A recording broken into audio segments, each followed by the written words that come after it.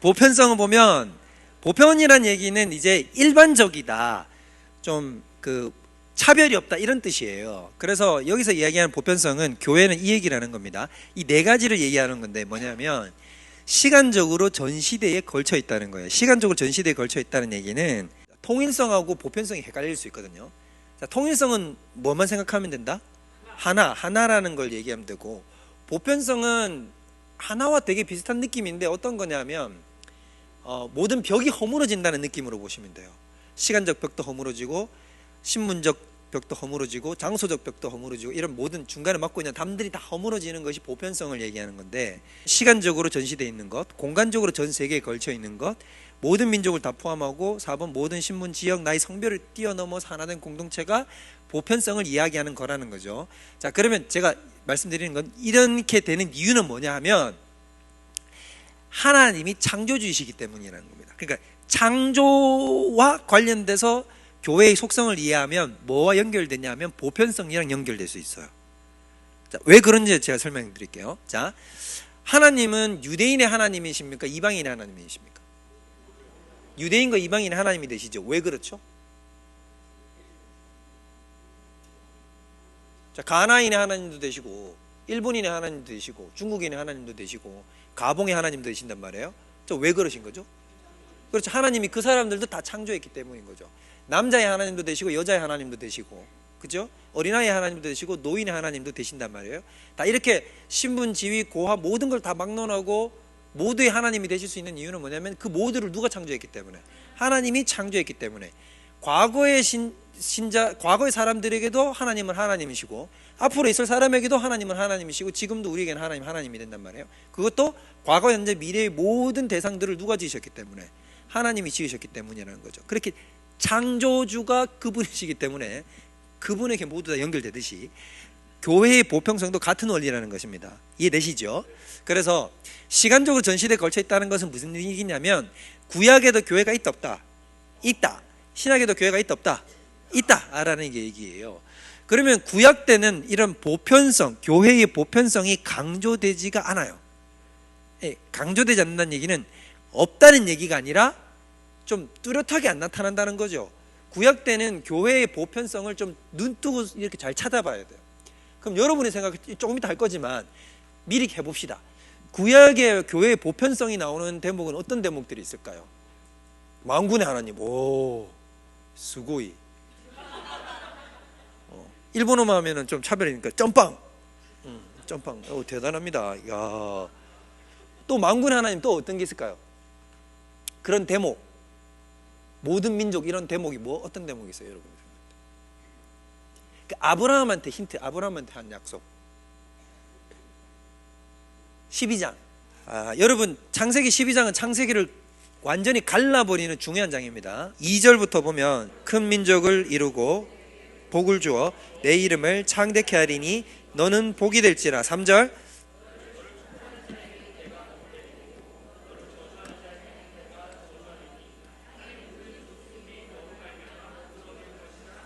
자, 여기 보면 결국에는 맨 마지막에 뭐라고 얘기를 합니까? 땅의 모든 족속이 너로 말미암아 복을 얻게 될 것이다. 왜냐하면 이 땅의 메시아가 누구를 통해서 나오기 때문에, 아브라함의 씨로 나오니까 결국 너의 자손과 너의 후손을 통해서 모든 민족과 열방들이 복을 얻게 될 거다라는 거예요. 이런 것들이 교회의 보편성을 이야기하는 겁니다. 자, 또 뭐가 있을까요? 이방 사람들이, 자, 유대인만의 교회가 아니라 이방 사람들이 하나님을 믿음으로 영접하게 되는 계기가 오는 사람들이 뭐가 있어요? 누구요? 스바 여왕. 그렇죠. 스바 여왕이 지금 오늘날 예멘 지역이죠.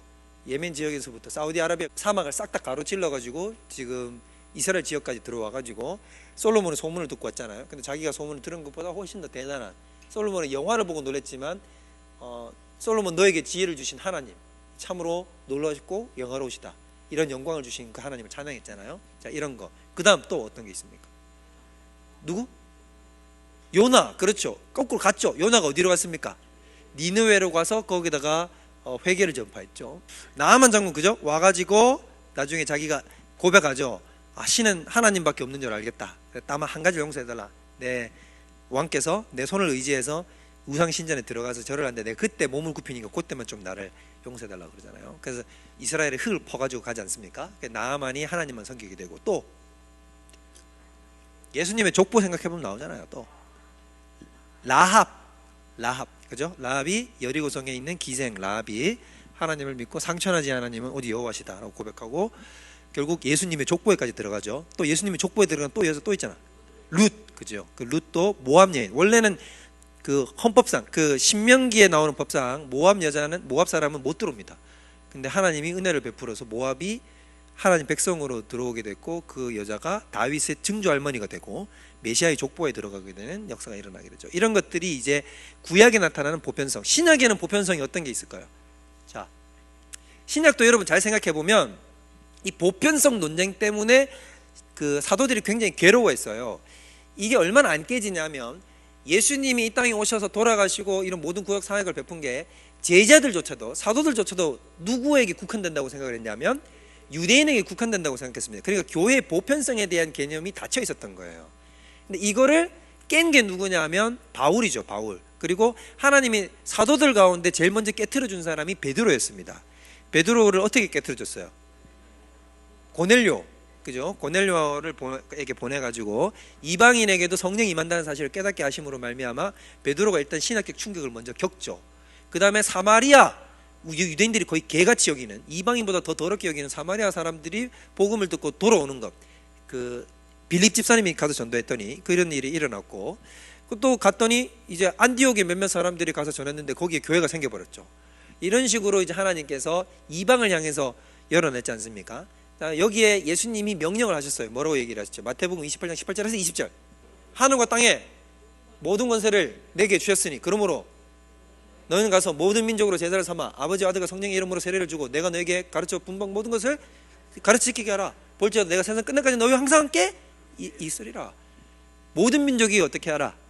내가 너에게 가르친 것들을 가르쳐라라고 얘기했잖아요. 그러니까 여기에 신약에서 이게 확장되고 사도행전 1장 8절에 또 뭐가 나옵니까? 오직 성령이 너희에게 임하시면 너희가 뭘 받고? 권능을 받고 예루살렘과 온 유대와 사마리아와 땅끝까지 이르러 내 증인이 되리라. 모든 민족과 열방들이 주님 앞에 돌아오게 되고, 결국 이거의 완성된 그림은 14만 4천이에요. 그러니까 이게 하여튼 신천지들이 하여튼 별짓을 다 해놔가지고 설교 도중에 신천지라는 말을 쓰기가 어려워. 자꾸 신분이 이상하게 될. 담임 목사님도 저녁 예배 때 신천지라는 말 썼다고 웃으셨지만, 그 여러분 자 보세요. 14만 4천 명이 뭐냐면 14만 4천이 상징하는 게 뭐예요? 12 곱하기 12 곱하기 1000이거든요. 그럼 12는 앞에 뭐예요? 이스라엘 12지파. 그 다음에 뒤에 12는 모든 이방 백성들을 얘기하는 것이고, 뒤에 1000은 모든 사람들을 얘기하는 겁니다. 그래서 모든 민족과 모든 열방들이 다 어떻게 된다? 주님 앞으로 돌아오게 되는 걸 얘기하는 거죠. 그게 계시록 몇 장에 나와요? 제가 외우기 좋다고 얘기했잖아요. 몇 장? 14만 4천이니까 몇 장이 나와요? 14장. 14장 나오니까 다시 이걸 어떻게, 그 다음에 어디 나올까? 이럴 줄 알았어. 바로 지난주 했는데 7장에도 나오고 14장에도 나오고 13장은 666 나온다고요. 666. 그 별로 안 좋은 불길한 그 숫자. 그래서 13에 나온다고 얘기했잖아요. 666은 몇 장에 나온다고요? 13장. 아이고 주여. 자, 그래서 여기 보면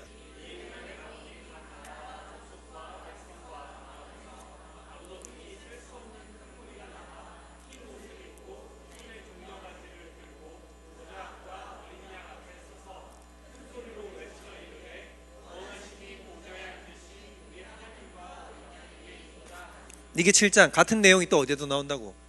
14장. 이 찬양이 우리 그 비전에 나오는 그 찬양이잖아요. 구원하심이 보좌에 앉으신 우리 하나님과 어린 양께 있도다 하는 거 찬양이잖아요. 자, 이게 이제 나중에 우리가 보고자 하는 궁극적 비전의 원형의 그림이 된다라는 것입니다. 나중에는 이런 일이 일어날 거예요. 그죠? 자, 그래서 앞으로 넘겨보세요. 다시 앞으로. 모든 민족을 다 포함하고, 그래서 신분, 지역, 나이, 성별을 뛰어넘는 거예요. 이게 굉장히 중요한 거죠. 이 교회의 보편성의 원리 때문에 이 사회에 뭐가 깨졌냐 하면 신분 제도가 깨진 거예요. 사회 신분 제도가 깨진 건 뭐냐면 여러분 교회의 이 원리 때문인 것입니다. 알고 계십니까?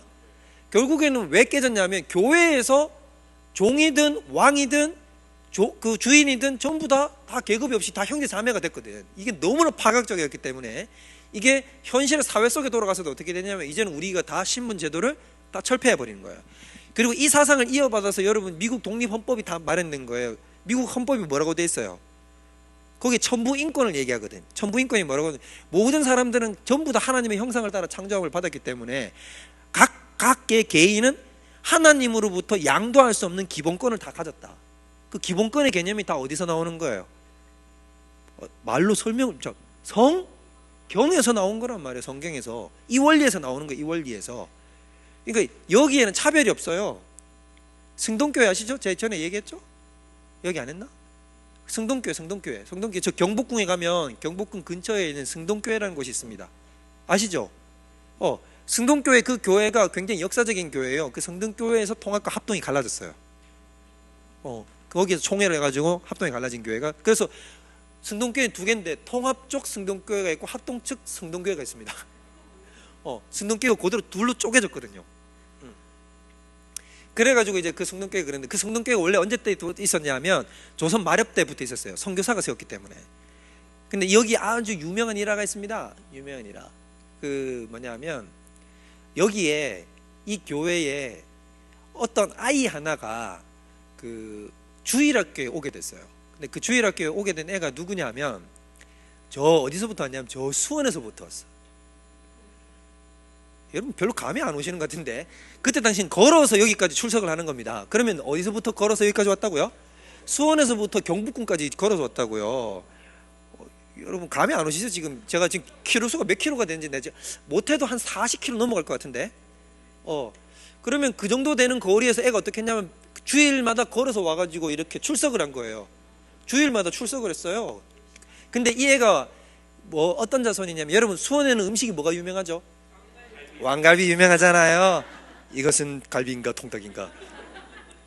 수원 왕갈비 통닭 아시잖아요. 그거. 거기 왜냐면 여러분 그 왜 왕갈비가 유명하냐면 수원에 고기 잡는 데가 많았다는 얘기야. 그럼 뭐가 많았겠어요? 백정들이 많은 거예요. 백정 사람들 온 데가 수원이었어요. 수원을 제가 깔보는 거 아닙니다. 자, 그래갖고 수원에 있던 그 애가 걔가 이름이 뭐였냐면 봉주리였어. 봉주리. 무슨 불어 이름 같죠? 봉주리 같잖아요. 봉주리. 옛날에는 이름 막 이랬었어. 막 돌쇠, 똥개 막 이렇게 적거든. 그냥 니는 봉주리 해라. 봉주리 한 거야. 그래갖고 얘가 이제 봉주리였는데 봉주리가 와가지고 출석을 했는데 봉주리가 어느 날 와가지고는 교회 와가지고 펑펑 울더라는 거지. 막 울고는 막 이렇게 쥐어짜고 있는 거야. 그래가지고 어떻게 했냐면 선교사님이 물은 거예요. 그때 그 승동교회 담임 목사님이 그 외국인 선교사님이셨어요. 되게 유명한 선교사님인데 지금 기억이 안 나요. 근데 그 선교사님이 이렇게 물어서 그 왜 그러냐라고 이렇게 물으니까 우리 아버지가 병들었다고 그런 거야. 아버지가 병들었다고 하는데 어떤 약을 써도 소용이 없다. 그게 뭐 걸렸냐면 학재, 말라리아에 걸린 거예요. 근데 그때 당시 말라리아 걸리면 죽는 거거든요. 그래서 어떻게 했냐면 이 승동교회 담임 목사님이 자기 친구 의사를 데려갔는데 누구였냐면 당시 고종의 어이가 누구냐면 선교사님이었어요. 그분도 그분이 어이였어요. 그러니까 이제 선교사님인데 어이로 활동하고 있는 선교사님. 그래서 두 분 다 이제 목사님이시니까 그래서 어떻게 했냐면 친구 같이 가서 치료해줘 이렇게 한 거야. 그래가지고 이제 어떻게 했냐면 알았어 해가지고는 같이 두 분이서 이제 어떻게 했냐면 이제 뚫레 봉주리를 앞세워가지고 집으로 간 거야. 그 수원까지 가신 거야. 대단하신 거지. 근데 누가 와서 치료를 해줘요? 어이께서 누구를 백정을 와가지고 그 옛날에 완전 천민 중에 천민 가장 밑바닥이잖아요. 와가지고 치료를 해줬는데 나았을까 안 나았을까? 믿음이 충만하시네. 그러니까 딱 나아버린 거예요. 나아버리니까 봉주리 아버지가 어떻게 했을까요? 교회로 와야 될 거 아닙니까? 그래서 어떻게 했냐면 이제 주일마다 봉주리 손잡고 수원에서부터 걸어가지고 승동교회까지 나오는 거예요. 이렇게 온 거야. 이렇게 왔더니 이제 이 봉주리 아버지가 또 은혜를 받았네. 믿음이 팍 생겨버린 거예요. 그래서 어떻게 했을까요? 여러분 믿음이 생기면 뭐 합니까? 전도를 해야지요. 전도. 여러분도 믿음 받아가 지금 선교 나가는 거잖아요. 구원의 관계가 커서. 그래서 어떻게 했냐면 동네 백정들한테 다 전도를 해버렸어. 그랬더니 수원에 있던 백정들이 하여튼 뭐라 그랬냐면 나 같은 천민을 어이가 와가지고 치료해줘가지고 나 같은 사람은 유일하게 사람 대접하는 데가 있더라. 얘들 야 거기 어딘데? 이랬더니 저쪽에 있는 승동교회라고 소문이 난 거야. 그래가지고 수원에 있는 백정들이 어떻게 했을까요? 때로 몰려온 거야. 어디로? 승동교회로. 경복궁 앞에 감히 왕이 계신 그 근처에 다 귀족들만 즐비한 그쪽 구역에 거기에 와가지고는 출석을 하기 시작했는데, 승동교회가 경부국궁 바로 옆에 있다 보니까 귀족들이 살고 왕족들이 많이 다니는 교회였어요. 그러다 보니까 양반들이 어떤 걸 했냐면 갑자기 교회 다니는데 누가 들어오기 시작해요? 소삽든 천민이 쌍놈도 아니고 지금 백정들이 막 들어오니까 이게 반발심이 생긴 거지. 그래가지고 어떻게 했냐면 양반들이 목사님한테, 선교사님 붙들고 이렇게 얘기한 거예요. 우리 이 사람 들어오면 우리는 교회 못 다니니까 우리는 교회 나갈 거다. 선택하십시오. 백정들이 교회를 오게 할 겁니까? 안 오게 할 겁니까? 라고 했더니 선교사님 어떻게 했겠어요? 예수님한테 차별이 어딨냐? 우린 다 받는다. 우린 일체 타입이 없다. 이게 복음의 멋있는 거 아닙니까? 그러니까 이제 어떻게 했냐? 양반들도 멋있어. 대쪽 같아? 그럼 우리도 나가겠습니다. 그래서 다 나가버려. 양반 교인들 다 나가버리고 여기는 이제 백정교회가 된 거예요. 봉주리 아버지가 미안할까 안 미안할까? 미안해가지고 전도를 더 많이 했어. 그래갖고 백정들이 더 많이 와. 더 많이 와가지고 어떻게 했냐면, 근데 한참 있다가 어떻게 됐냐면, 저는 이 양반 교인들이 참 대단한 게, 이 양반 교인들이 회개를 하고 다시 돌아왔습니다. 우리가 잘못했습니다 하고 돌아와가지고 양반 교인들도 있고 백정 교인도 있고 다 같이 형제로 다 부르고요. 더 대단한 건 어떻게 되냐입니까? 봉주리 아버지가 승동교회 장로님이 되셨어요. 그랬던 얘기는 장로 투표를 누가 가편 투표를 해줬다는 거예요. 양반 교인들이 가편 투표해 준 거예요. 당신 장로하시오. 대단하지 않습니까? 그리고 그 봉주리가 어떻게 된 줄 아십니까? 우리나라 최초의 서양 의사가 됐어요. 1호 서양 의사. 그 사람 이름이 박서양이에요. 이름을 서양이라고 줬어요. 찾아봐, 박서양이라고. 우리나라 최초의 1호 서양 의사가 박서양이에요. 그 서양이라는 애가 봉주리였어. 봉주리 자기 아버지 학질 걸려가지고 가가지고. 여러분, 복음이 그렇게 사람 만드는 거예요. 박서양 있죠 거기? 그래, 서양이 됐잖아. 그래, 7명 중에 1호 의사라니까 이 사람이. 그래서 이 사람이 이제 그렇게 됐고, 제가 무슨 얘기를 하려고 하는 거냐면, 그래서 신분, 지역, 나이, 성별 다 어떻게 된다? 교회 안에서는 다 파괴해요. 이게 얼마나 혁명적인 것인가. 계급사회에서, 로마 시대 때 사회에서는 귀족이 있고 종이 있는데 들어오면 다 뭐가 되는 거예요? 다 형제자매야. 승동교회 또 이런 일이 있습니다. 거기에 마부가 다녔어. 마부가 누가 다녔냐면 그 왕도 서열이 있죠, 여러분. 왕족에도 귀족 서열이 있잖아요. 그러니까 이분이 어떻게 될 정도 될 분을 모셨냐면 거의 왕님이 되실 뻔한 분을 모셨어요. 그러니까 세자 중, 그러니까 왕족 중에 거의 세자 쪽에 가까운. 그래서 까딱 잘못했으면 자기가 왕이 될 뻔하신 분을 어떻게 모셨냐면 자기가 그 이렇게 마부로, 그러니까 말을 앞에서 끄는 그 사람으로 이렇게 한 거예요. 말이 끄는 사람으로 이렇게 했는데, 이 마부가 한날 이제 자기 뒤에 앉아 계신 그 왕족님한테 어떻게 했냐면, 뭘 할까? 이제 은혜 받았으니까 전도를 하려고 그러는 거야. 주인 어르신, 제가 감히 한 말씀 여쭤도 되겠냐 하니까, 그러니까 이제 벌써 눈치를 챈 거야. 뒤에 턱 앉아 있다가 뭐라고 하냐면, 네가 지금 마부 주제에 나한테 전도를 하려는 것이냐?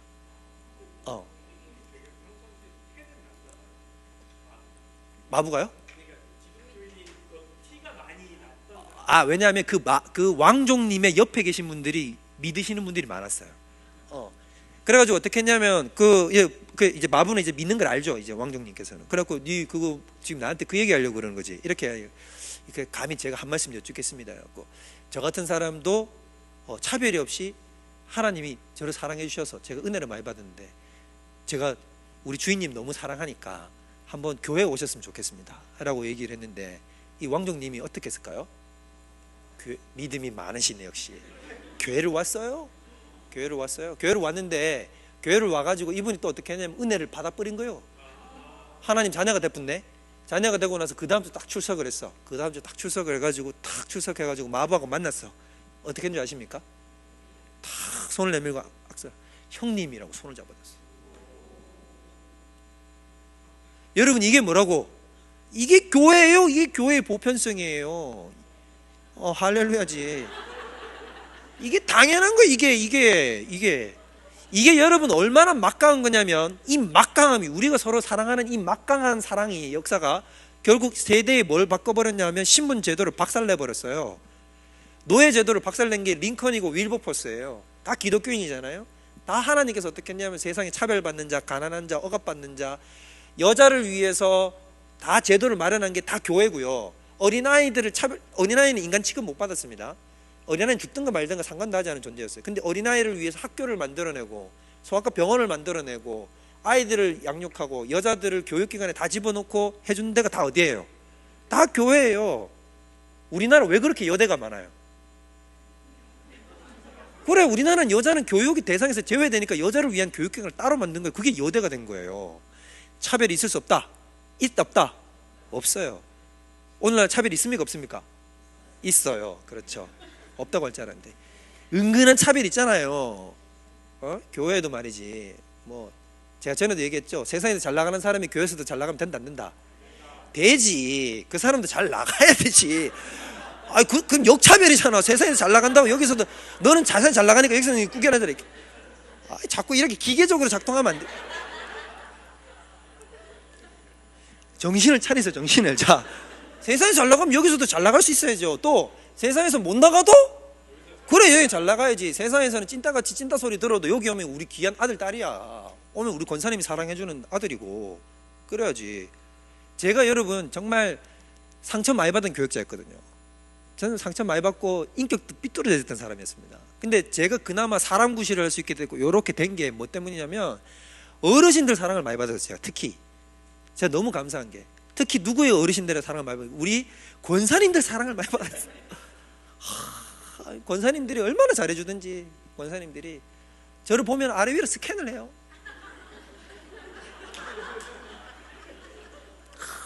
아이고 제가 전도사 때 총각 때 빼짝 말아가지고 아가 볼 것도 없을 때 자취하고 다닐 때 그때 이렇게 보고 그래도 막 너무 이쁜 거야. 권사님들이 그때 그 교회가 제가 다녔던 교회가 심었던 교회가 전라도 분들만 다 있는 교회였어요. 그리고 판자촌이 있는 교회. 저는 이상하게 하나님이 그런 약간 그런 쪽 교회에 잘 보내시더라고. 하나님이 또 이렇게 청파동으로 또 언덕에 저를 보내셔가지고 하여튼 그래서 저를 이렇게 보내가지고 거기서 했는데 그 전라도 권사님들이 뭐 그렇게 잘해주냐면 저는 경상도 대구 남자인데 그렇게 저를 아끼고 사랑해주고 이쁘다 그래주고 잘해준다 그러고 말씀 전해주면 전도사 때 제가 뭐 설교를 잘하면 얼마나 잘했겠습니까? 조금은 잘했겠죠. 그런데 그거를 막 그렇게 은혜 받았다 하고 막 알아주고 사랑. 근데 그게 저를 몰랐냐면 제 마음 안에 있는 그 이렇게 삐뚤어졌던 마음들이 이렇게 녹이더라고. 사랑으로 녹여버리더라고. 그 사랑이 저를 진짜 사람 만든 거예요. 사람 만들고 저를 아껴주시고 품어주시니까 그래서 사랑 구실을 하는 거예요. 그게 다 뭐예요? 차별 없이 사랑해 주는 거지. 내가 바깥에서는 진짜 뭐 내세울 게 뭐가 있어? 아무것도 없는데 교회 오면 뭐가 되면 전도사라는 이유 하나만으로 어떻게 해요? 아껴주고 사랑해주고 챙겨주시고 얼마나 귀한 일입니까? 밖에 가면은 대접 못 받고 교회에서 근데 교회 들어오면 너무너무 좋은 게 뭐냐면 내 형제들이 있고 내 자매들이 있고 내 형님들이 있고 내 누나들이 있고 오빠들이 있고 언니들이 있는 거야. 사랑해주는 내 팀원들이 있고 조원들이 있는 이게 얼마나 감격적인 일이에요. 이게 우리 안에 그런 사랑이 흘러넘쳐야 되는 거예요. 그게 보편성이에요.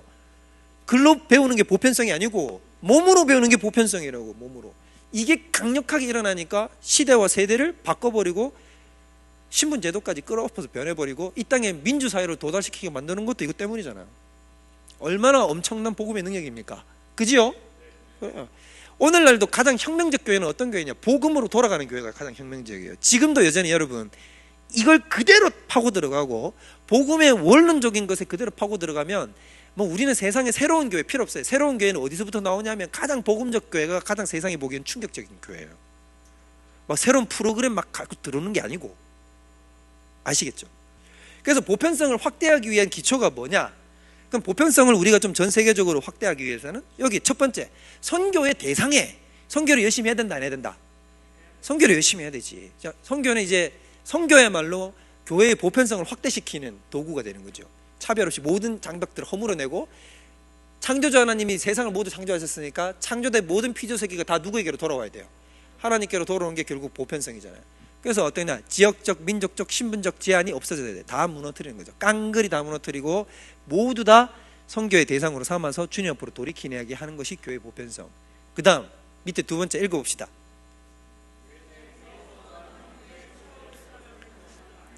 어떤 형태의 차별을 두어도 안 됩니다. 동성애자 차별하면 돼요 안 돼요? 교회 내에서 동성애자 차별하면 됩니까 안 됩니까? 왜 이렇게 대답이 약하세요? 차별하면 돼요 안 돼요? 안 돼요. 안 돼요. 이혼했다고 차별하면 돼요 안 돼요? 안 돼요. 직업적으로 차별하면 돼요 안 돼요? 안 됩니다.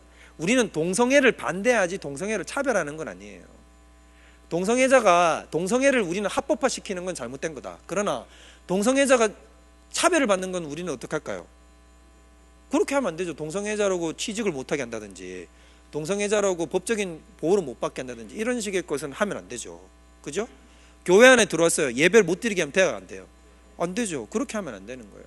그러니까 우리가 취할 스탠스는 뭐냐면 그들을 배척하거나 멀리하는 건 아니에요. 그들도 우리가 품어야 될 죄인이에요. 그러나 그 죄에 대해서는 뭐라고 얘기해 줘야 돼요? 잘못했다. 자, 간음하다 잡힌 여자 나오죠. 요한복음 8장에. 자, 예수님이 뭐라 그랬어요? 죄 없는 자 돌로 이 여자를 쳐라 그랬죠. 아무도 이 여자를 칠 자격이 있다 없다? 없다. 그중 유일한 자격이 있는 사람이 예수님 뿐이었는데 나도 너를 어떻게 한다? 용서하노니. 그 뒤에 말이 더 중요해. 가서 다시는 죄를 보지 말라. 이게 바로 우리가 동성애자들을 향하고 이 땅에 있는 죄인들을 향해서 우리가 얘기해야 할 우리의 자세라는 것입니다. 이해되십니까? 그래서 지금 뭐 차별금지법 나오잖아요. 이게 앞에 차별금지법으로 갖다 붙어 있으니까 이게 마치 이제 모든 차별적 조항을 없애는 것처럼 보이지만 그 안에는 독소 조항이라는 게, 독소가 뭐냐면 그 톡식한 조항이 들어가 있다 이 말이에요. 그러니까 이런 것들을 통해서 뭐냐, 동성애를 합법화시키는 것에 대해서는 우리가 어떻게 할 수밖에 없다. 반대해야지. 이거는 이해가 됩니까? 그래서 기독교계가 이런 부분들에 대해서는 균형점을 딱 가지고 접근을 해야 된다는 겁니다. 그래서 저는 동성애자가 우리들한테 이렇게 얘기를 할 수 있다고 한다면, 세상에 향해서 교회는 이런 곳이요라고 얘기를 할 수 있다면 저는 저에게 도리를 다 했다고 봅니다. 이렇게 생각합니다. 동성애자들이 우리가 잘못한 거에 대해서 가장 날카롭게 비판하는 곳은 교회입니다. 그러나 동시에 우리를 사람으로 받아들여준 유일한 곳도 교회입니다 라고 얘기해 줄 수 있다고 한다면, 그게 우리를 향한 동성애자들의 평가라고 한다면 저는 우리가 제대로 간 길이라고 생각해요. 자, 사도의 가르침, 사도성이라는 건데, 사도성인데 이게 4가지 속성 중에 앞에 3가지는 이때까지 되게 많이 강조되었던 거예요, 오랫동안. 그런데 20세기에 들어서야 비로소 교회의 사도성에 대한 얘기가 똑바로 좀 나오기 시작합니다. 그러니까 교회의 사도성에 대해서는 사람들이 좀 제대로 이해를 잘 못했어요. 그래서 교회론에서 가장 화두가 되고 그 가장 뭐라고 할까, 논쟁의 여지가 있는 곳이 어디냐면 사도성이에요. 사도성. 그럼 사도성이란 뭐냐라고 얘기를 하냐면 첫 번째 나오는 저거예요. 읽어볼게요. 저거예요. 저거 다른 게 아니에요. 사도는 누구로부터 가르침을 받았죠? 예수님으로부터 가르침을 받았죠. 예수님의 직계 제자, 직접 파송한 사람들을 사도라고 부릅니다. 그럼 이 사도들이 누구의 가르침을 받았냐면 예수님의 가르침을 받았고, 그래서 사도성이라는 얘기는 다른 말로 뒤집으면 이 말인 거예요. 예수님의 가르침을 그대로 계승하는 것, 이게 사도성이에요. 이 사도성이 제대로 작동을 하게 되면 교회는 어떤 형태가 되냐면 교회는 끊임없이 개혁되게 됩니다. 자, 왜 그러냐면 교회는 시간이 갈수록 세상에 묵은 때가 끼겠죠. 세속화가 일어날 것 아닙니까? 세상 속에 속해 있기 때문에. 그러면 우리는 사도성을 유지해야 된다, 예수님의 가르침 안에 거해야 된다. 그러면 우리가 가지고 있던 묵은 때를 또 어떻게 하겠어요? 또 벗겨내겠죠. 이게 개혁이란 말이에요. 그래서 개혁된 교회는 계속해서 개혁되어야 한다. 이게 우리 개혁주의 교회의 모토예요. 끊임없이 개혁을 반복하는 것이 우리 개혁주의 프로테스탄티즘이에요. 이해되세요? 자, 그렇게 해서 그거의 근간을 이루는 게 바로 사도성이라는 거예요. 근데 가톨릭은 이 사도성에 대해서 지극한 오해를 한단 말이야. 가톨릭은 뭐라고 얘기를 하느냐? 조금 이따 얘기할 텐데, 일단 사도의 조건부터 얘기합시다. 사도의 조건은 뭐다? 첫 번째, 부활을 목격해야 돼. 예수님의 부활을 어떻게 해야 된다? 직접 목격해야 돼. 그래서 자기들을 자꾸 뭐라고 불러요? 뭐의 증인? 부활의 증인. 이게 제가 여러 번 했죠. 제가 얘기했죠. 신약의 사도행전부터 나오면 전부 다 뭐냐면 자기들을 다 자꾸, 여러분, 여호와의 증인, 말이 틀려요, 맞아요? 틀려요. 여호와의 증인이란 말은 있을 수 있다 없다? 없어. 원천적으로 안 돼. 이게 왜 그러냐면 우리는 다 누구의 증인이 되어야 돼요? 예수의 증인. 여호와의 증인이란 말 자체가 뭘 얘기하는 거냐면 예수를 인정하지 않겠다는 얘기예요. 맞잖아. 벌써 의도를 파악해야지. 말만 들어도 뭐냐면 우리는 여호와의 증인입니다 이러면 하나님의 증인이구나, 꼴값 되는 거야. 말도 안 되는 소리지. 예수님은 누구로 보냈어요?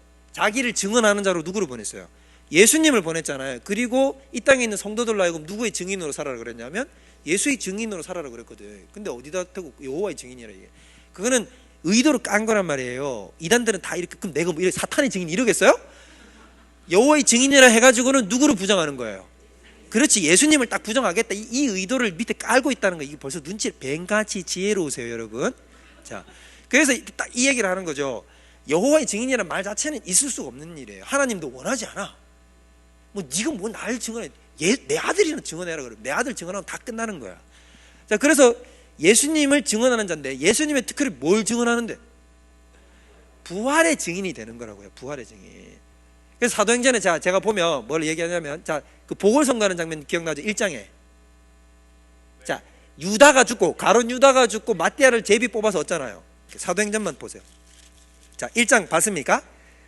1장 보면, 거기 보면 1장 15절, 모인 무리의 수가 120명이나 되더라. 그때 베드로가 그 형제들 가운데 일어서서 이르되, 형제들아, 성령이 다윗의 입을 가리켜 예수 잡는 자들의 길잡이가 된 가룟 유다를 가리켜 미리 말씀하신 성경 말씀이 응했다. 그래서 원래 이 사람이 본래 우리 사구하는데 참여하여 12사도 중 가운데 한 사람이 있었는데, 근데 18절 어떻게 이 사람이 곤두박질 쳐가지고 목매다따라 죽었다. 그렇게 해서 아겔다마를 했다. 20편 다윗이 이렇게 예언해가지고 그의 직분을 타인이 취하게 하소서라고 얘기를 했다. 그래서 21절 이때부터 이제 사도의 자격을 얘기해요. 베드로가 이제 이 가룟 유다가 죽었으니까 가룟 유다 대신에 뭘 뽑아야 된다? 12명 채우는 새로운 사도를 뽑아야 된다. 그러면 사도의 자격이 나올 것 아닙니까? 그럼 사도의 자격을 이렇게 얘기한단 말이에요. 자, 21절부터 읽어볼게요. 그만하라고 할 때까지 22절까지 시작.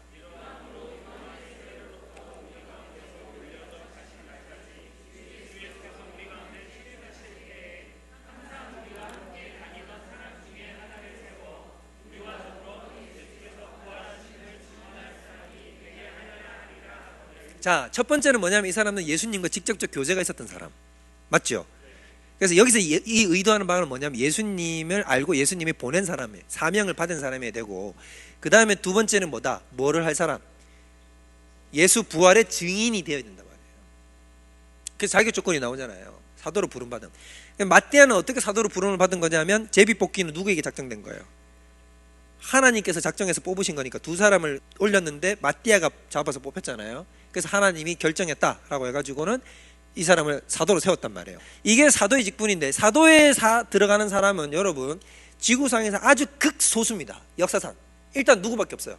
12제자. 근데 12제자를 약간 넘어서기도 해요. 자, 12제자가 있는데 마띠아까지 들어가고 가룟 유다 빠지고 마띠아 들어가서 12명이고, 12명 다음에 누구도 포함돼요? 바울이 포함되고, 조금 넓게 잡으면 바나바도 포함되는. 그 다음에 좀 더 나가면 예수님의 동생들도 포함돼요. 예수님의 동생 야고보와 유다, 가룟 유다가 아니라 예수님의 동생 유다가 있습니다. 그래서 성경에 보면 유다서가 있죠. 유다서 있죠. 맨 끝에 요한계시록 앞에 유다서 있죠. 그 다음에 또 뭐가 있습니까? 또 누가 있습니까? 야고보서 지은 사람, 그 야고보는 제자 야고보가 아닙니다. 제자 야고보, 요한의 형제 야고보는 가장 먼저 제자들 중에 제일 먼저 순교해요. 사역도 못 해보고 죽어요, 야고보는. 그래서 이런 사람들 정도를 뭐라고 부른다? 사도라고 부르는 거예요. 자, 바울이 자꾸 사도권에 대해서 사람들이 의심을 했던 이유는 뭐냐면 직계 제자가 아니었기 때문에. 그리고 심지어 이 사람은 뭘 했던 사람이야? 핍박했던 사람인데 네가 무슨 사도냐? 그런데 바울은 내가 사도다. 왜? 내가 부활하신 주님을 봤다 못 봤다? 봤다. 난 다메섹에서 내가 봤거든. 그리고 주님이 나를 직접 어떻게 했다? 불렀거든. 네가 이방을 향해서 가라라고 불렀기 때문에 내가 뭐가 됐다? 예수의 사도. 내가 정말 만삭되지 못하여 난 자 같은 나 같은 자도 하나님이 어떻게 했는 예수님이 나를 사도로 세우셨느니라. 그래서 사도는 여기까지 합쳐도 총 아무리 합쳐도 17, 18 안에서 좁혀진단 말이에요. 자, 무슨 말인지 이해됩니까? 자, 이 외에는 사도라고 부름을 받을 수 있다 없다? 없어요. 심지어는 그 유명한 아볼로도 사도가 못 돼. 아볼로도 사도는 아니야. 아볼로 사도 아니에요. 디모데가 사도입니까? 디모데 사도 아니고요. 실라 같이 성경에 누가, 마가 사도입니까? 아니에요. 사도는 극소수예요. 극소수. 이 사도들의 사명은 뭐냐면 교회의 기초를 놓는 거예요. 하나님이 왜 12사도를 이 땅에 남겨놓냐면 본인이 떠나고 나신 뒤에 성령님을 통해서 이 사도들과 함께하여 이 땅에 교회의 털을 닦아놓는, 교회의 기초를 닦아서 교회가 세워질 수 있도록 하신 것이 사도의 목적이에요. 그래서 사도들은 자기들이 예수님께 배운 바 그 진리들을 기록으로 남겼고, 그것은 오류가 없는 성경 말씀으로 반열에 올라 들어가는 거죠. 이해가 되죠? 자, 이렇게 돼서 에베소서 2장 20절 다 같이 읽어보겠습니다. 선지자들의 터 위에 세우심을 받은 입은 자라. 그리스도 예수께서 친히 모퉁이 돌이 되셨느니라. 자, 뭐냐면 사도들은 사도를 얘기하는 거고 선지자들은 구약 선지자들을 얘기하는 겁니다. 그러니까 우리는 구약 성경과 신약 성경의 터 위에 올림을 받았고 그 중에 가장 핵심적으로 모퉁이돌, 모든 이 전체 가로 세로 높이를 결정하는 저 끝에 있는 모퉁이돌이 되시는 분은 누구시다? 예수 그리스도시다는 말이죠. 그래서 사도들은 뭐냐면, 그래서 우리가 사도신경이라고 부르는 게 바로 쉽게 말하면 이게 예수신경인 거예요. 그런데 예수의 가르침을 사도들이 그대로 계승해서 우리들에게 가르쳤으므로 그걸 뭐라고 부르는 거예요? 사도신경이라고 얘기를 하는 거죠. 자, 그러면 사도성에 대해서 이해가 됩니까? 그럼 이런 사도들이 가지고 있는 진리를 우리는 그대로 계승하는 것을 뭐라고 부른다? 사도성이라고 부른단 말이에요. 그럼 가톨릭은 이에 대해서 어떻게 얘기를 하느냐? 가톨릭이 이해하는 사도성은 이거예요. 자, 사도적 인문을 계승하는 거예요. 이게 이제 이 동상이몽인 거지. 왜 이런 구절이 나오게 됐냐면, 이런 해석이 나오게 됐냐면 마태복음 16장 18절 때문이에요. 자, 마태복음 16장 16절 외워보겠습니다. 시작. 내가 16장 16절이라 그랬는데 똑띠 지금 자 마지막 얼마 안 남았어요. 자, 16장 16절은 뭐예요? 주는 그 살아계신 하나님의 아들이시니다 라고 이렇게 얘기했다. 이 아주 유명한 1616, 마태복음이 희한하게 1616, 7절, 7장 7절, 6장 6절 이런 거 다 외우는 구절들입니다. 나중에 찾아보세요. 그러면 좀 그렇네, 신기하네, 이상하게. 마태복음 16장 16절도 딱 이렇게 중요한 구절이에요. 그래서 보면 16절에 자, 주는 그리스도시요 살아계신 하나님의 아들입니다. 유대인의 입에서 이 얘기가 나올 수 있는 건 혁명적인 발언이에요. 지금 앞에 서 있는 이 사람을 향해서 뭐라고 얘기를 해서 2천 청년을 3천 청년이 뭐라고 장년부지, 그때 당시 베드로는 결혼을 했으니까 장년부가 뭐라고 얘기를 했냐면 이렇게 얘기를 한 거예요. 2천 청년 당신께서는 하나님의 아들이십니다. 살아계신 메시아입니다. 이런 얘기를 한 거예요. 이거는 라인을 넘은 거, 선을 넘은 얘기를 한 거예요. 그러니까 엄청난 얘기를 선포해버려요. 그래서 예수님이 뭐라고 그랬냐면 바요나 시모나 이를 내게 알게 하시는 이는 복되도다. 이건 네 입으로 얘기한 게 아니라 하나님께서 너에게 알게 하셨다라고 하고는 18절을 얘기한 거예요. 읽어볼게요.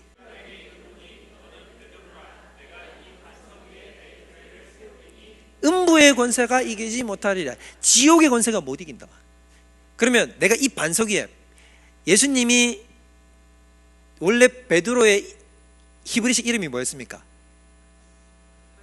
그렇죠, 시몬, 바요나 시몬이거든요. 바요나 시몬, 요나의 아들 시몬이 그 베드로의 원래 풀네임이에요. 그런데 바꿔준 게 게바로 바꿔준 거예요. 게바로. 그 예수님의 발음 그대로 하면 너는 게바라고 얘기를 했는데, 이 게바라는 말을 헬라어로 옮기니까 뭐가 되냐면 베드로가 됐고, 베드로를 영어로 발음하니까 피터가 된 거예요. 오케이? 자, 그렇게 해서 어떻게 했냐면 그 이제 반석에다가 내가 교회를 세우리니, 그래서 너는 베드로다, 너는 게바라는 거지. 너는 반석인데 내가 이 반석 위에다 내 교회를 세우겠다라는 얘기는, 자, 무슨 말입니까 저게? 베드로 위에다가 그 교회를 세우겠다는 얘기잖아요. 그렇죠. 베드로의 믿음의 고백, 그 16장 16절의 고백 위에다가 내가 어떻게 하겠다? 교회를 세우리니, 이 말이에요. 내가 이 반석 위에다 교회를 세운다는 얘기는 너의 신앙 고백 위에다 어떻게 하겠다? 교회를 세운다는 것이 우리 개신교의 입장이고, 내가 이 반석 위에 교회를 세운다는 얘기는 문자 그대로 베드로 위에다가 교회를 세운다라고 듣는 쪽이 가톨릭이에요. 그럼 가톨릭은 누구 위에 교회를 세운다? 베드로 위에다가 교회를 세우는 거예요. 그래서 베드로를 이어받는 사람이 뭐가 되냐면 교회의 수장이 되는 거죠. 그리고 교회가, 어떤 교회가 정통성을 가지냐면 베드로의 대를 이어가는 쪽이 교회의 정통성을 가진다는 거예요. 그럼 베드로의 정통성을 가지는 쪽이 누구다? 교황이라는 거지. 그래서 가톨릭은 1대 교황이 누구예요? 베드로입니다. 베드로. 베드로부터 해가지고 지금까지 교황이 쭉 이어져 내려오는 거예요. 이 반석에다 교회를 세운다는 말이 이런 식으로 해석이 됩니다. 그런데 가톨릭이 말하는 저 사도성은 틀린 거예요. 100%. 사도성은 무엇이 사도성을 얘기하는 것이다? 예수님의 가르침을 그대로 이어받는 것을 뭐라고 부른다? 사도성이에요. 자, 아무리 베드로가 아니라 베드로 할아버지가 왔는데 예수님의 가르침을 거슬러요. 그러면 그는 사도성을 가지는 겁니까? 안 가지는 겁니까? 안 가지는 거지. 바로 박탈이야. 그러니까 예수님의 가르침, 내용, 그 교훈을 그대로 담지하고 유지하는 것이 중요하단 말이에요. 자, 이거를 뭐라고 부르냐면, 제가 우리 지난 시간에 제가 되게 좋아하는 교회의 정의에 대해서 얘기했습니다. 제가 뭐라고 불렀습니까? 혹시 기억납니까? 교회에 그리스도의 몸도 있고 또 뭐 기타 등등도 있었잖아요. 근데 제가 제일 좋아하는, 개인적으로 좋아하는 거는 진리의 기둥과 터. 진리의 기둥과 터. 그러니까 교회는 무엇을 수호하는 곳이어야 되죠? 진리를. 그게 바로 사도성이라고요. 오늘날 이상한 애들이 있어. 이 얘기를 해주고 오늘 끝을 내야 되는데, 참, 이게 왜 이러는가 몰라요. 자, 신사도 운동이죠. 신사도 운동. 그럼 사도인데, 사도긴 사도인데 뭐다? 새로운 사도다라는 거죠. 자, 이게 신사도 운동이라는 게 무슨 말이냐? 벌써 이름에서도 표시가 되잖아요. 사도들을 다시 뭔가 어떻게 다시 세워보겠다는 거지. 이해가 됩니까? 이렇게 얘기를 해요. 그래서 1990년도에 신사도 운동이 확장이 됩니다. 1990년대에 들어서 가지고는 신사도 운동이 확장되고, 여기 앞장섰던 사람이 누구냐면 저 플러신학교의 교수였던 피터 와그너. 피터 와그너 책도 많아요. 원래 피터 와그너는 교회 성장학자입니다. 교회 성장에 대해서, 부흥에 관련돼 가지고, 이렇게 부흥이라고 얘기하면 안 되죠. 이 사람 또 부흥과 교회 성장은 여러분 다릅니다. 그러니까 교회 성장, 교회가 커지는 것에 대해서 연구한 학자예요. 이 교회 성장학자로서 되게 유명합니다. 피터 와그너의 그 책들은, 이런 것들은 되게 유명한 거예요. 근데 이 피터 와그너가 어느 날부터인가 자꾸 이런 소리를 해요. 이 신사도 운동, 이걸 해가지고 앞질러 가기 시작했고, 당시에 이제 전 세계적으로 특히 미국 지역 쪽 영미권에서 신비적 사역들을 굉장히 많이 하는 사람들 있잖아요. 굉장히 유명하게 신비적 사역들을 많이 하는 사람들이 여기에 같이 붙어서 앞장을 서게 돼요. 그래서 뭐라고 얘기를 하느냐, 이렇게 얘기해요. 초대교회의 사도 직분이 교회사에서 사라졌다. 12사도를 제외하고는 사라졌었다. 그런데 어디에 다시 부활했다. 지금 우리가 살고 있는 이 시대에 부활했다는 거야. 이 얘기를 하고 싶은 것은 누가 사도다는 얘기예요. 내가 사도다, 이 얘기를 하고 싶은 거지. 자, 신기하신 분들인 것 같아요. 왜 내가 사도래? 그래도 또 나만 사도다 하면은 그렇잖아. 또 교회는 첫 사도도 12명이나 있었는데, 그래서 어떻게 하냐면 자기들끼리 나도 사도고, 내가 요즘 기도해 보니까, 성목사 내가 요새 기도해 보니까 있잖아, 내가 좀 사도로 부름을 받은 것 같아, 이렇게 얘기해. 그랬더니 그래? 나도 사실 그랬는데, 이러면서 그러고 보니 너도 사도인 것 같아. 너 사도, 나 사도. 진짜 이렇게 합니다. 진짜 이렇게 해가지고 있잖아요. 이렇게 사도로 서로 세워주고요. 제가 지금 얘기하지 않겠습니다. 우리나라의 유명한 목사님들끼리도 서로 자기들끼리 서로 사도라고 지켜 세워줬어요. 그 사람들도 뭐라고 얘기했냐면, 한국의 그 목사, 그 목사는 사도지, 이렇게 얘기했어요. 그리고 그 목사님도 또 부정을 안 해. 그래가지고 어떻게 했냐면 서로 사도라고 인정해 줍니다. 그리고는 뭐를 합니까? 사도의 특권이 뭐예요? 직통 계시를 받거든요. 계시를 받아서 어떻게 합니까? 바울이 직통으로 계시를 받잖아요. 계시를 받아가지고 말씀들을 기록하고 이렇게 했잖아요. 베드로도 그렇고 다른 사도들도 다 그렇단 말이에요. 하나님의 그 사도의 아주 특징이 뭐냐면 직통으로 계시가 임하는 거예요. 구약의 선지자들처럼 이 사람들에게도 성령을 통해서 그대로 직통으로 계시가 다이렉트로 임하죠. 그런데 이런 걸 이제 자기들이 직통 계시를 받았다고 얘기를 하는 거예요. 오늘날도 이래요. 신사도 운동하는 교회에 가보면 이런 계시를 잘 받는 사람들이 항상 이렇게 수강을 받고, 그런 사람들을 모셔와가지고 뭐라는 집회를 해요. 그러면 막 여기 오죠. 와가지고는 옵니다. 와가지고는 막 눈 감고 기도하죠. 막 이런. 하나님께서는 이 하민족을 사랑하십니다. 언제 하나님께서 이 한국 땅에 큰 전쟁이 있을 거라고 하셨습니다. 아멘. 우리가 이걸 놓고 기도해야 됩니다. 난리치고. 그리고 여기에는 영적 운동, 성령, 자기들이 하는 성령 운동이라고 그러고, 환상 보고 계시 보는 것, 이런 것들이 굉장히 활발하게 일어나고, 이 청년들이 왜 이런 데 휩쓸린 줄 아십니까? 이런 신사도 교회에 가면 여기에는 우리가 보면 나이 많으신 어른들이 가 있는 게 아니고 다 청년들 가 있습니다. 왜 그런 줄 아세요? 청년들은 어떤 걸 되게 갈구하냐면 강렬한 걸 갈구해요. 강렬한 거. 설교를 들어도 좀 센 거 들으려고 그래. 청년 설교 사역자들이 되게 말씀이 세거든요. 조금 더 얘기하면 예의가 없어. 거친 말을 많이 해요. 그리고 청년들은 또 그런 말을 또 열광해. 또 약간 이렇게 속 시원하다는 느낌을 받나 봐요. 그러니까 되게 강렬하고 선이 분명한 메시지를 청년들은 좋아한단 말이에요. 청년들이 뭐를 자꾸 하냐면 어떤 강렬한 체험, 젊은 날에 뭔가 이게 자기 심령에 뭔가 확 하고 꽂혀야 되는 거예요. 그러니까 이게 답답한 심령을 견디다 못하다 보니까 일반 교회에서는 안 채워지니까, 신사도 운동하는 교회 갔더니 뭘 하냐면 막 신비적인 계시가 막 왔다 갔다 하거든. 앞에서 막 하고, 심지어 자기들이 기도를 했는데 뭐가 보일까 안 보일까? 여러분 봅니다. 환상도 보고요. 악한 영도 그런 거 역사합니다. 성령이 아니고 그런 역사가 일어나고 인간적인 여러 가지 착각으로도 그런 게 다 일어나요. 내가 만드는 나만의 환영이 또 있어요. 내가 만드는 주님의 음성이 있고요. 여러분도 그렇게 하잖아요. 가끔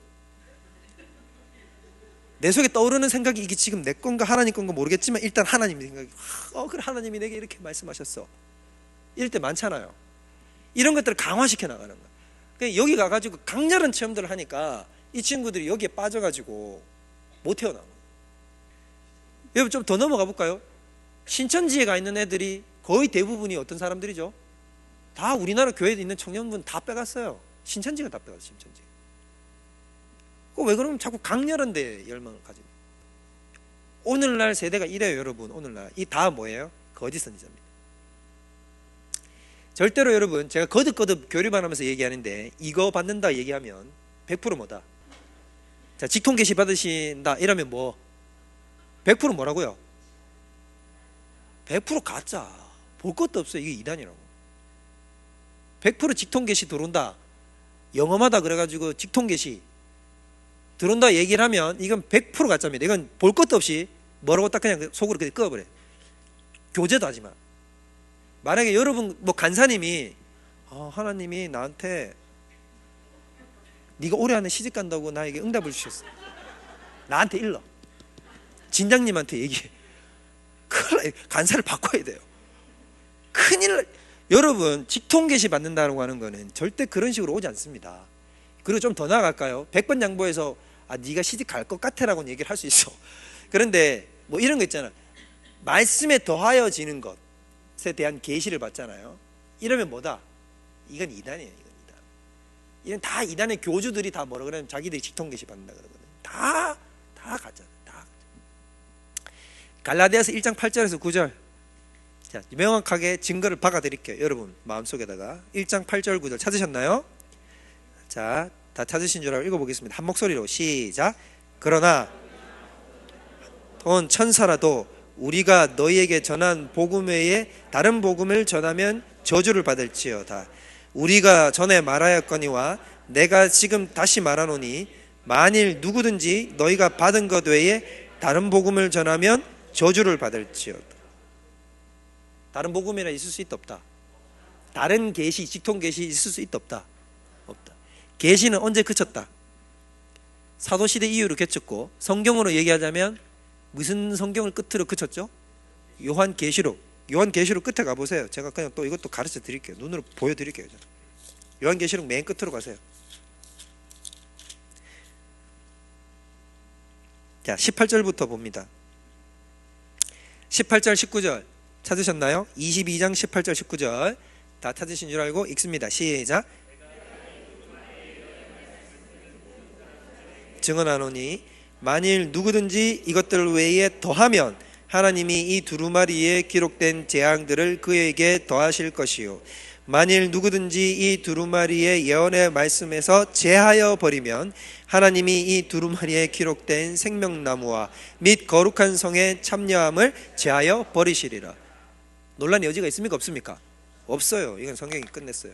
더 이상 여기에 대해서는 왈가왈부할 게 없다. 절대로 이 땅의 사도 직분은 그쳤다 안 그쳤다?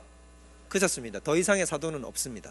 더 이상의 사도는 없고 예수님이 직접 얘기했어요. 사도 직분 그쳤다고. 뭐라고 얘기를 했냐면 인자가 이 땅에 다시 올 때 너희 12명도 12보좌에 앉아 세상과 사탄을 심판하리라. 그럼 그 12명 외에 있다 없다? 없다는 거잖아요. 예수님이 그 얘기했죠. 12명밖에 없다고 얘기를 했는데 무슨 말인지 이해되죠? 없어요. 더 이상의 사도 직분은 없습니다. 끝에 그래서 교회는 뭐다? 진리의 기둥과 터다. 좋습니다. 그래서 여러분들 오늘날 굉장히 위험한 시대로 우리가 살고 있어요. 그래서 바른 교회관을 바른 계시관을 정립시키는 게 아주 중요함을 잘 깨닫고 주님 옆에 온전하게 나아가신 여러분 되시기 바랍니다.